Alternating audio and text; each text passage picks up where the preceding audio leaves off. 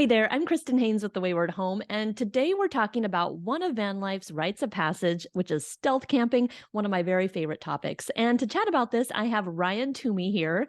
So, Ryan, first of all, tell us a little bit how you got started in van life and how long you've been living in your van. Yeah, so I've been living in my van for roughly 2 years.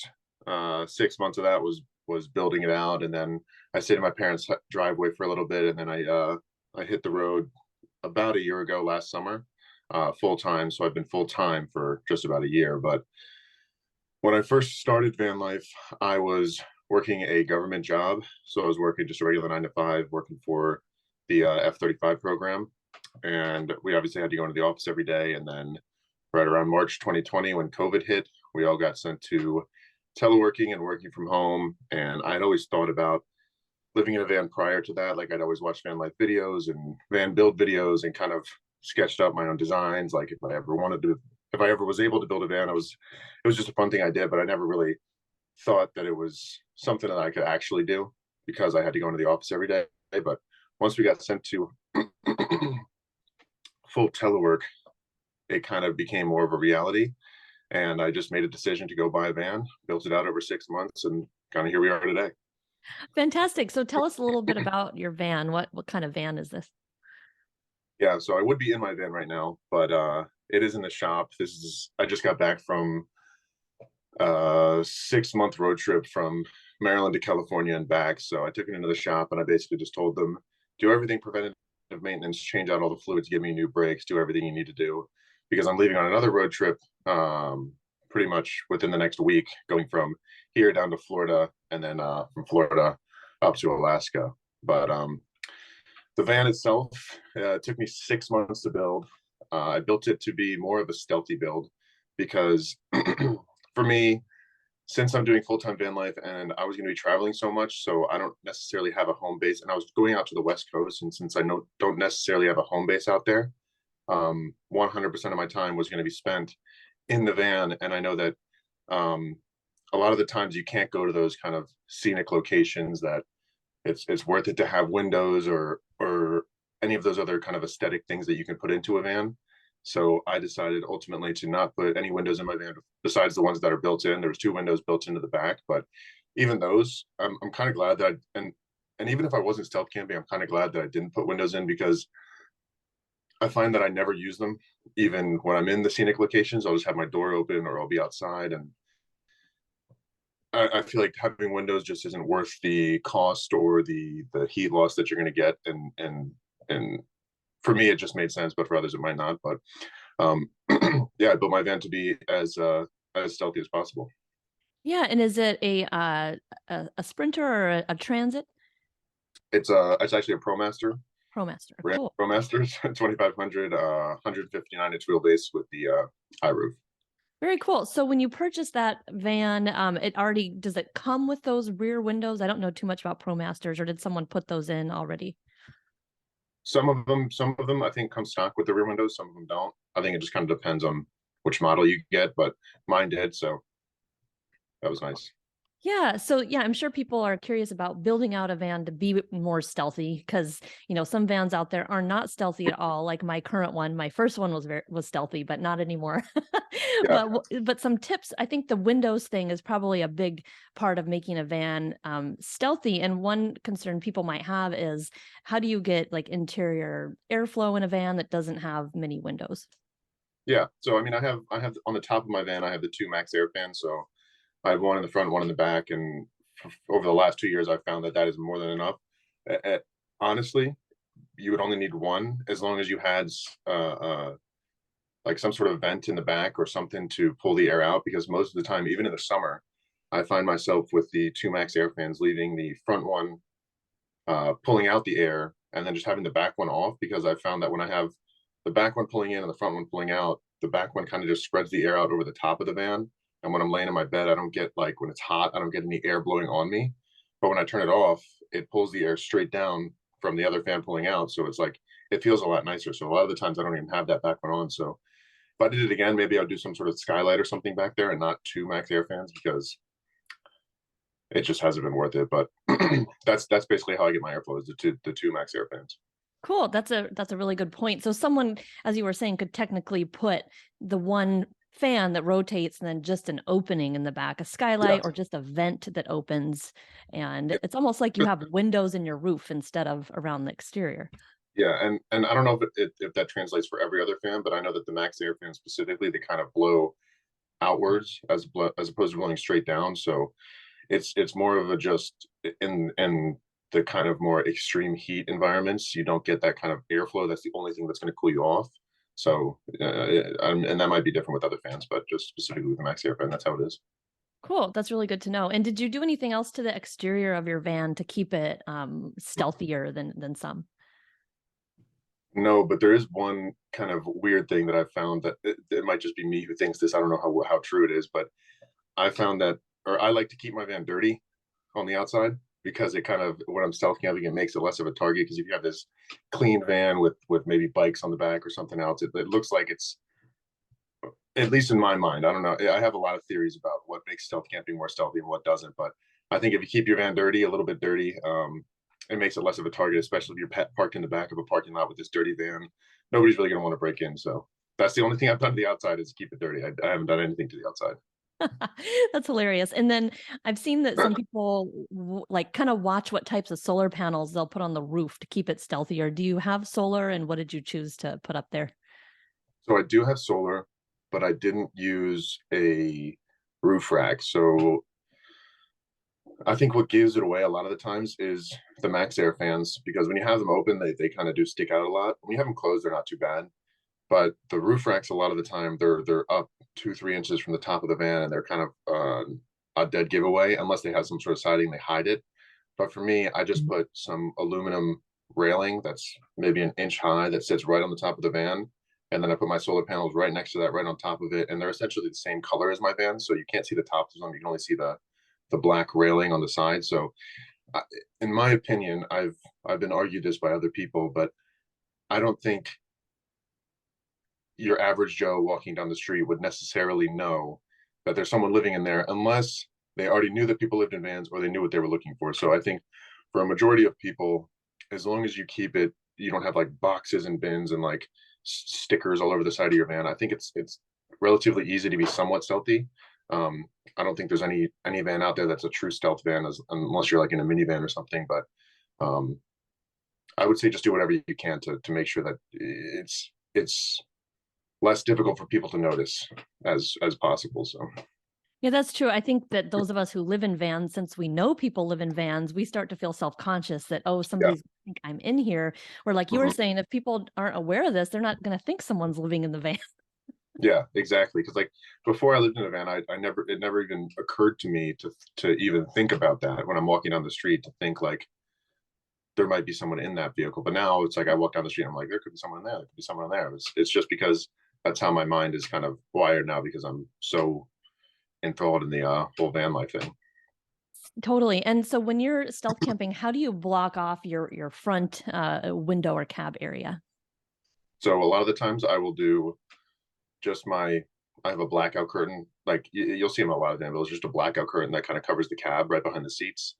And then in the back, I actually handmade some folding window covers with I think I bought just a white sheet, and then I bought a blackout curtain, and I kind of cut it to size, and then stitched or iron stitched some edging around it, and then put some reflectix on the inside, and then just magnets to the metal that surrounds the windows in my back.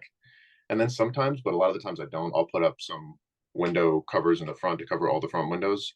But a lot of the times I'm just too lazy to do that. And it doesn't really make that much of a difference because my blackout curtains and those curtains work so well. So I just don't keep anything in the cab and just have those closed pretty much. Totally. I was wondering if the blackout curtain itself is even more stealthy because someone could look in the cab and think nobody's in there, so they're not Yeah. camping in it. Yeah. And I've also seen a lot of people, I don't necessarily know if I would do this or I would recommend it, but I've seen a lot of people put construction jackets like over their seats or something like that. And I get where they're going with it. Like they're trying to, it's a work van. There's no one living in here, but I feel like a lot of the times people target work vans for tools and stuff because they're easy to sell. They're easy to like flip on the side because you can't track them or anything. So I wouldn't do that just because I think a lot of people do target work vans specifically for that kind of stuff. There's a big like subgroup of thieves who target just tools and stuff. So I wouldn't do that, but I get where they're coming from with that. It's a good idea. Have you heard of anyone, or have you had issues with people like knocking on your van or trying to get into your van? I know that's a big fear of some. Yeah, I personally haven't, and I think that's a product of I never stay anywhere where I wouldn't feel safe. So like a lot of the times I'll get somewhere before it turns to night and kind of get a lay of the land and see if I feel safe. And if I do get there at night, if I don't feel safe, I always move no matter what, because if you've lived in a van for long enough, you know that there's always a spot within 15 to 20 minutes, pretty much no matter where you are in the country, that you can go somewhere else. And even if there's not, it's just never worth it for that extra hour of sleep to stay somewhere where you don't feel safe versus just getting in your car and driving to that next location. So it's just a matter of trusting your gut, I think, when you park in those kind of locations, because at the end of the day, you can get one off. A random person comes up and in the nicest neighborhood and tries to break into your van. So I just try to mitigate the risk as much as I can. You can never eliminate it, but there's steps you can take to kind of lower it as much as you can to a point where you're at the least amount of risk to get broken into. Yes. So what do you look for when you're trying to find a stealth camping spot to see if you feel safe there? So the number one thing is just, I know a lot of people use this app too, is iOverlander. I'll go on there, I'll read the reviews. A lot of the times there's multiple reviews like, this place is safe, I stayed here for 3 nights, blah, blah, blah, blah. They'll have pictures, I'll look at the pictures. So that's kind of like the first step of picking a spot. And a lot of the times that's the last step, because there's just so many spots on iOverlander that you can pretty much find anywhere to camp. And then the next thing is if it's well lit. So like if it's a parking lot or something, I'll typically park directly under the light, right in the middle of, or not necessarily in the middle of the lot, but not around the outskirts, because those are usually dark. And I think people typically try to, when they first start out, they try to pick the darkest spots in the parking lot. But in my opinion, it's the same theory as having a porch light on the front of your house. So that and your neighbor doesn't, so that the robber's going to pick your neighbor who doesn't have a porch light, aka the person who's parked in the back of the lot, versus the person who's parked directly under the light, where if they try to break in, everyone's going to see. So I usually look for a well lit spot, and I mean that only makes sense if it's in a parking lot, but that's pretty much it. And then I just trust my gut. Like if I pull into a spot and it clearly looks like a shady area, I'll obviously move. But other than that, that's pretty much it. Yeah. So what are some of your favorite places to park, like when you're passing through a city? What kinds of availability is there for people? Yeah, so it kind of depends on what kind of rig you're driving. So if you're driving a bigger rig, it's gonna be a lot more difficult. But some of the best spots, in my opinion, obviously rest stops. There's a bunch of them all over the country. Truck stops are always good. Walmart's, I know that it gets a bad rep, but Walmart is, and I've said this in a lot of my videos, Walmart is one of my favorite places to park because one, typically it's allowed. Two, they have super clean bathrooms. Three, there's usually 3 or 4 other campers there, so it's sort of a sense of community when you're there. You're not like I'm the only one living here. It kind of makes you feel a little bit more secure when there's other RVs and campers around and stuff like that. And then Cracker Barrel, and then the last one that I kind of figured out based on experience of traveling so much is neighborhood. So if you pull into any kind of neighborhood, there's always cars parked on the street, and no one will bat an eye if you park on the street for one night. Obviously, you have to be respectful and don't stay there for a week and throw trash out your window or something. But if you pull into any neighborhood, you can pull into the safest neighborhood in the county, and 9 times out of 10, there's cars parked along the street, and you can just weasel your way in there, stay for the night, and then get up and go the next day. Totally. I think that people sometimes discount that, where I think like, oh, I could be visiting someone in this neighborhood. Yeah, Nobody knows if it's only for exactly. one night, like you said. And yeah, to be respectful, I start to see these situations in cities across the country. This is different, but there's trash everywhere around the rigs. And I'm just like, oh, no, it's giving van life a bad name. Yeah, But it is important to mention that people should be respectful of where they're parking.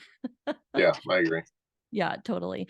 Yeah, so what about like when you're parking at a store like a Walmart, do you call the manager, or how do you make sure that that Walmart allows the parking?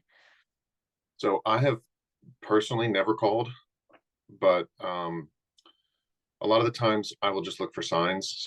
So I like to go with the ask forgiveness, not permission kind of mentality a little bit. But to an extent. So I don't park somewhere where it's clearly marked no overnight parking. Like sometimes I'll even pull into Walmarts, and some Walmarts have signs saying no overnight parking, some don't. So The number one thing I do is I just look for signs, and if there's no signs, then I feel like I'm good, because there's no reason that I shouldn't be able to technically. I mean, if they have a security guard walking around, they'll kick you out regardless. So um, basically, what I do is I just look for signs. I don't park anywhere where I'm obviously not allowed, or that I haven't seen a review of someone staying there before on iOverlander. If I'm staying somewhere for the first time, the only thing I do is look for signs, and then I pretty much have had no trouble. So I've never been kicked out of. I've lived in my van for 2 years, and I've never been kicked out. So Have you ever gotten the knock anywhere? actually, yes, one time at a Walmart, but I don't even count it as even getting kicked out, because I parked there. The Walmart closed at 11. The security guard was super nice. He came up and knocked. He's probably done it a million times, but came up and knocked on my door.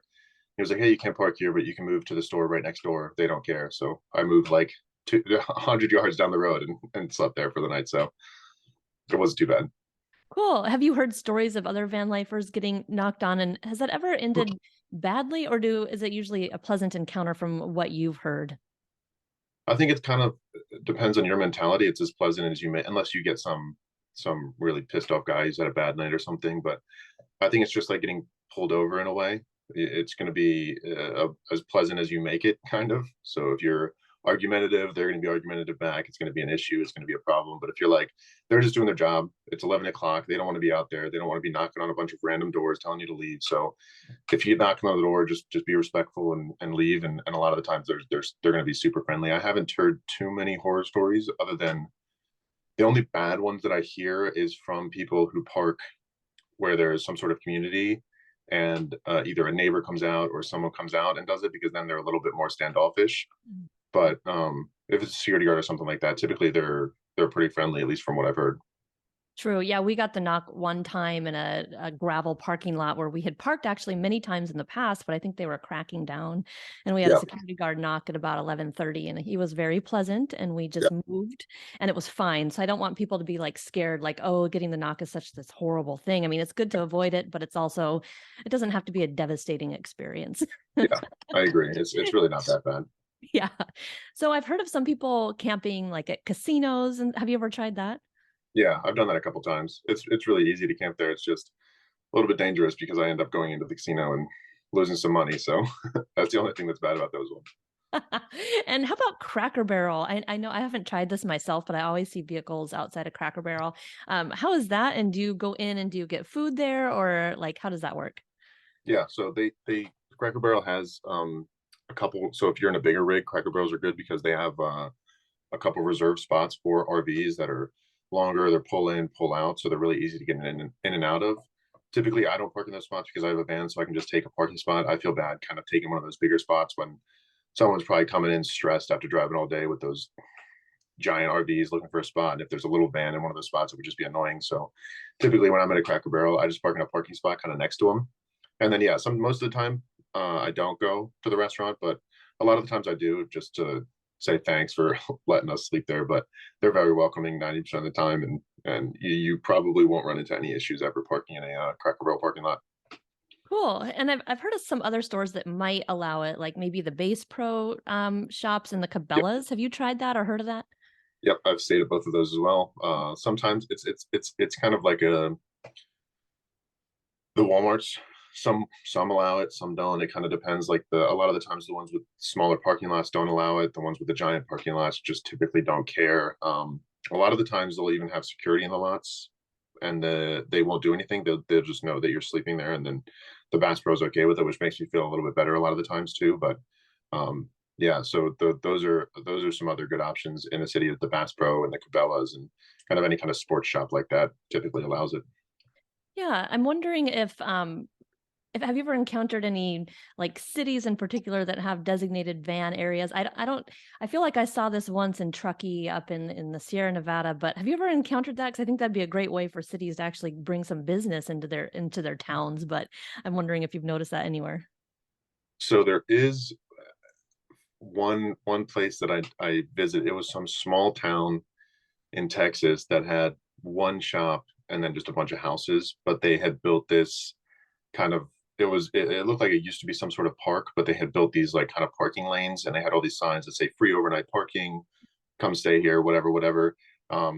And I think that they did that too because it's more so just a pass through area where you never stop to visit unless you were staying overnight. There's like a gas station and like some small store, but I stayed there. I went to the small store and it was nice. But in bigger cities, you're probably not going to find that. I think there's some unincorporated areas that a lot of van lifers stay, but aren't necessarily uh, welcomed by the city, or they're not like come park here, come park here. It's just like a place that a lot of van lifers will congregate in said city where they're allowed to park overnight. So you can find a lot of those unincorporated things in the cities, but you're not going to find like Van Life Park in San Francisco or something.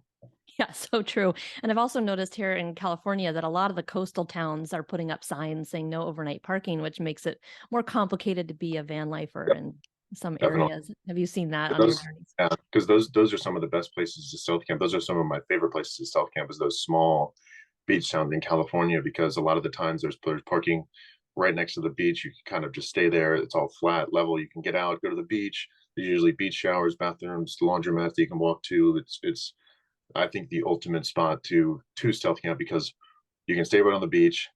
Showers, bathrooms, laundromats, grocery stores, convenience stores, health clinic, anything you would need is within walking distance. So essentially, you could live there for as long as you want, which I have noticed when I'm there, which is probably why they're putting up signs because I can see. Sometimes I'll go to a a little beach town and then I'll come back 2 months later and I'll see the same three vans there that have been there since the beginning of the summer. So I think in a lot of ways it's kind of a sensitive topic because if they're staying in the same spot for a long time, maybe they don't have the means to travel. But in a way, it kind of uh, can rub the locals the wrong way when they kind of see that all the time. So it's kind of like a catch 22 with that kind of stuff. So I don't really know what can even be done about that. I mean, I guess it's just sooner or later all those beach towns are going to have signs saying no overnight parking or something like that. But Yeah, my dream is definitely that, like we talked about before, that they do decide to incorporate, van areas as this lifestyle becomes more and more popular and more people are living like this and working on the road remotely. We need a place to go buy a coffee or go have dinner. And so yep, just I hope that we see an evolution and like constantly not kicking vans out of everywhere. yeah, yeah. But just a pipe dream. We'll see what happens. So, yeah. So, if someone is getting started with van life and they're going to start stealth camping and they're kind of nervous, do you have any tips for people just starting out? Um, it's the number one tip is it's easier than you think. Um, if you start overthinking it, that's where you're going to get yourself like kind of worried too much about things. Like I would say, if you have the iOverlander app to start out, just only camping where people have camped before gets you kind of comfortable with it. So that's what I did when I first started. I don't think I camped anywhere that I found or that I tried to camp myself. I only camped where I could go read the reviews, see if people have camped there, and there's plenty of spots on there. So I would say use iOverlander when you're first starting out, and then once you kind of gain the experience, you can find your own parking spots because you kind of see what works, what doesn't. And then again, just trust your gut. So whenever you're stealth camping, just if you don't feel good, trust your gut, move. Um, and yeah, that I would say that's pretty much it. There's a lot less to it than you'd think because again, no one's gonna think, no regular person is gonna expect you to be living in there unless maybe they live in a beach town and they see vans every weekend. But a lot of the times it's not like that. Cool. And are there any other? You mentioned one a safety tip of yours is like the making sure it feels safe. Are there any other safety tips that people could do or be aware of, or I don't know, have their phone near them or keys near that? Like any other tips that you currently do? Yeah, so I don't really have that many things that I do for safety. Obviously, lock your van. I sleep with like a knife next to me just in case, and I have bear spray in the drawer right next to my bed. So if I need to, I can just. I don't know how effective that'd be. I'd probably just blind both of us, but um, it makes you feel a little bit better. And for me, it's kind of the van is its own safety in a way. So like I feel like if someone's gonna break in, I'm gonna have some sort of advanced warning.